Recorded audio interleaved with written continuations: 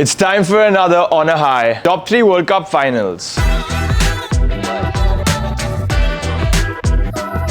On number 3 today, we have the 2007 World Cup final in the T20 World Cup between India versus Pakistan. It was in Johannesburg in September of 2007. India scored 157 with Gautam Gambhir giving us 75 and probably keeping us 20 runs short. If it wasn't for Rohit Sharma though, the 30 of 16 that he scored, we wouldn't have even reached 157. Well, in reply, we had the openers of Pakistan giving a blistering start, and then came Irfan Pathan and RP Singh. They both picked up 3 wickets apiece, but Irfan Pathan's 3 for 16 stood out, giving him the man of the match. What a World Cup that was. It was etched in our memories because we will always remember Joginder Sharma bowling that last over, and Misbah ul Haq, who was looking quite amazing in the finals, got out to him, hitting a scoop into Srishant's hands when they needed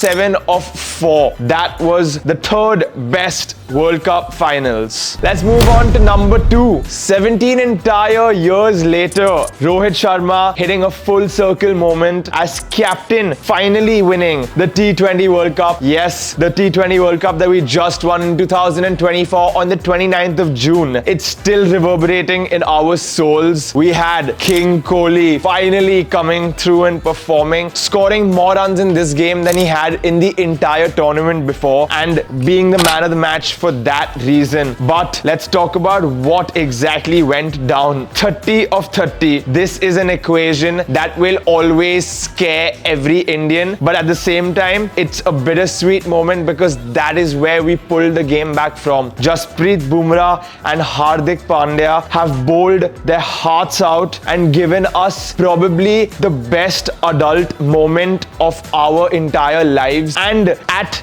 the cost of beating Australia, England and then South Africa in the finals. I do not think you understand the gravitas that this statement holds. This was at number 2 for the best World Cup finals till now. At number 1, there is one and only one that comes at number 1. It's a super over in the World Cup. Yes, I'm talking about England versus New Zealand, July 14th, 2019 at the Lords. It doesn't get bigger than that, and England at their own home have somehow crossed the finish line. New Zealand scored 241 in an ODI World Cup. You would think that that's not enough, but we all know the heart of the New Zealand bowlers, with Lockie Ferguson recently breaking records of taking a 3-wicket 4 maiden innings. You can imagine he took a 3-wicket haul for 50 runs, and you'd think that isn't enough in a World Cup finals. Well, it's somehow just turned out to be, because England matched 241 and it came down to a super over. I remember that game was extremely scary. Check the scorecard out, guys. We had